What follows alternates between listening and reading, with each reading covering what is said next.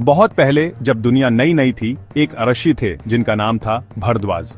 वो एक सप्तऋषि थे, 7 महान द्रष्टाओं में से एक। इन ऋषियों के पास कॉस्मोस का सारा ज्ञान था। भरद्वाज की आंखें अक्सर ऊपर देखती थीं, पंछियों और बादलों को।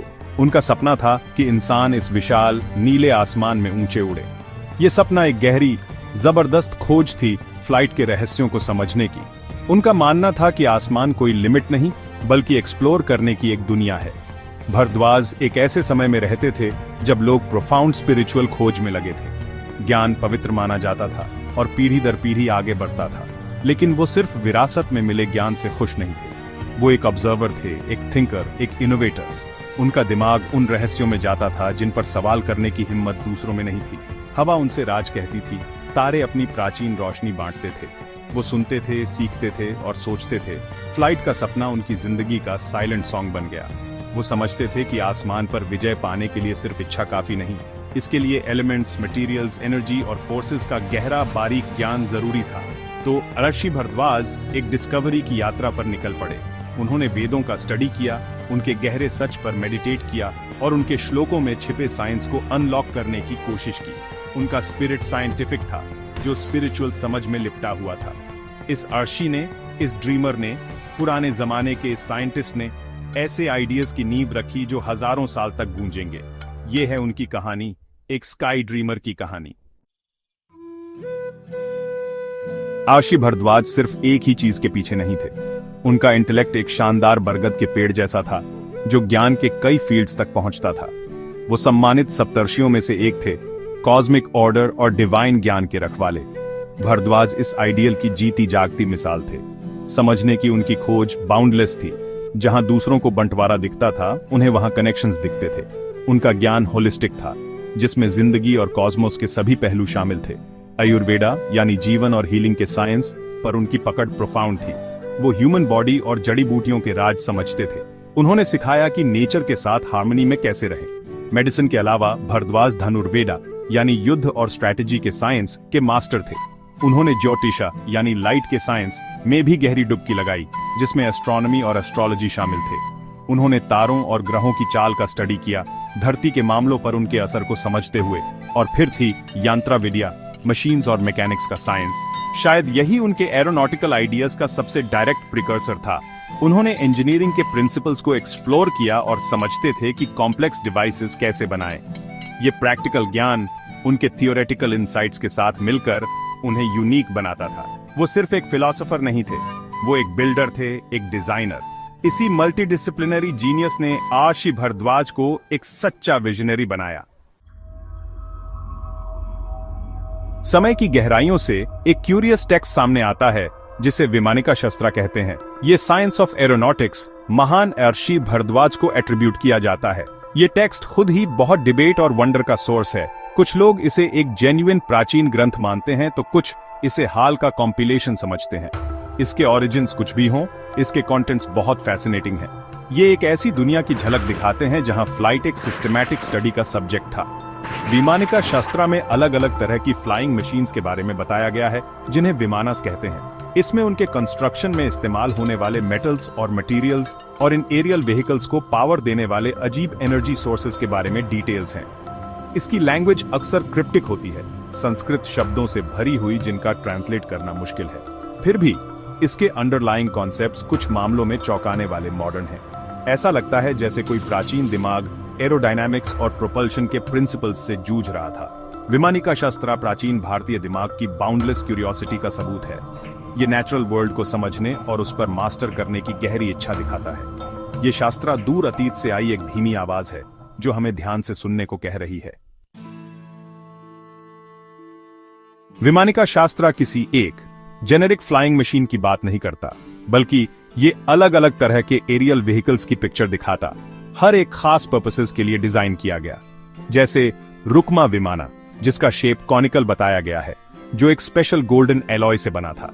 इसका पावर सोर्स इलेक्ट्रिसिटी या मैग्नेटिज्म से रिलेटेड बताया जाता है। फिर था संडारा विमाना, शायद रॉकेट जैसा, जिसकी चमक सिल्वर जैसी थी। इसे अलग अलग एटमॉस्फेरिक लेयर्स में स्मूदर और ज्यादा स्टेबल फ्लाइट के लिए डिजाइन किया गया था। त्रिपुरा विमाना तो खास तौर पर इंट्रीगिंग है, जो जमीन, पानी और हवा तीनों में ट्रैवल कर सकता था। गैप 2S शकुना विमाना को एक पंछी जैसा डिजाइन किया गया था, जिसमें ऑर्निथॉप्टर फ्लाइट के प्रिंसिपल्स शामिल थे। ये वैरायटी खुद इन कॉन्सेप्ट्स में डाली गई सोच की गहराई का सबूत है। इन विमानस के लिए बताए गए एनर्जी सोर्सेज भी उतने ही मिस्टीरियस और कैप्टिवेटिंग हैं। टेक्स्ट में रस का जिक्र है, जिसे अक्सर मर्क्यूरी समझा जाता है, जो वॉर्टेक्स इंजन्स में इस्तेमाल होता था। वो सूर्य शक्ति या सोलर एनर्जी और दूसरी सब्टल नेचुरल फोर्सेस को हार्नेस करने की बात करते हैं।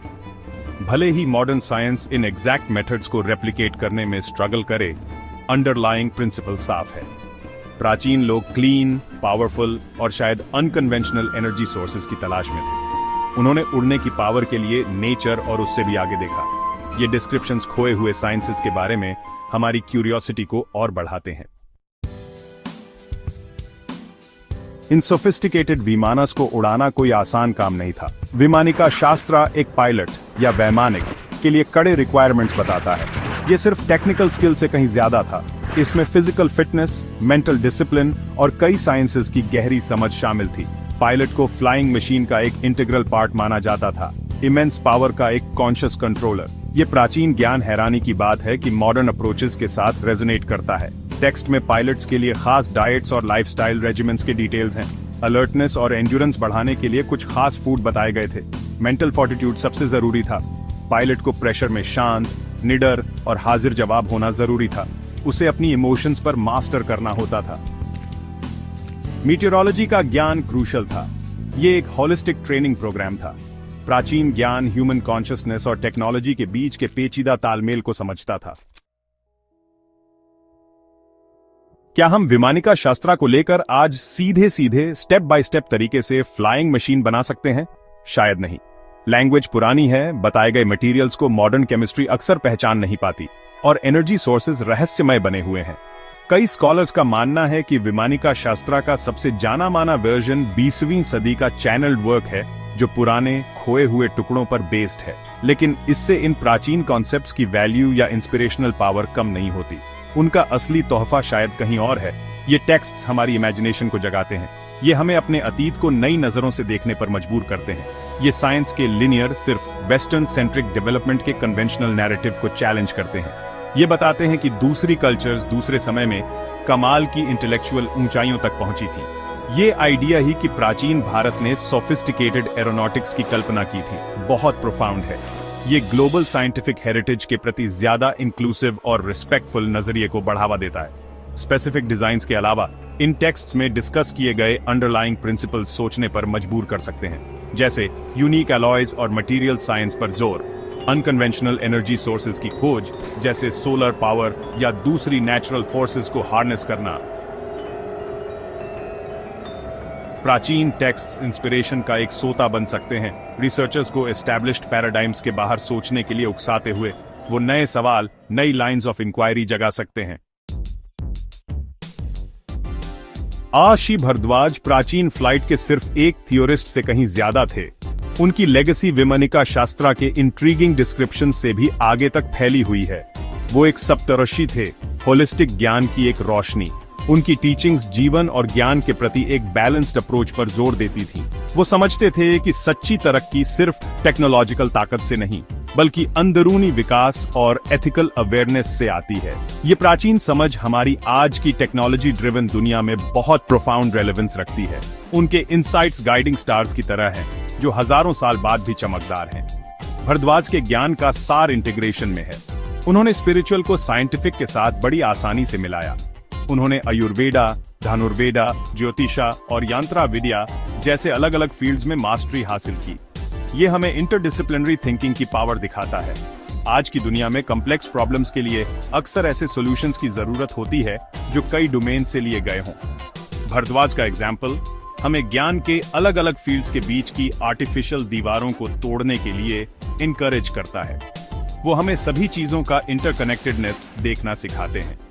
प्राचीन ज्ञान को मॉडर्न इनोवेशन के साथ इंटीग्रेट करके हम एक ऐसे फ्यूचर के लिए कोशिश कर सकते हैं जो न सिर्फ टेक्नोलॉजिकली एडवांस्ड हो, बल्कि हार्मोनियस, सस्टेनेबल और सच में एनलाइटेंड भी हो। उस आर्शी की उड़ान आज भी इंस्पायर करती है।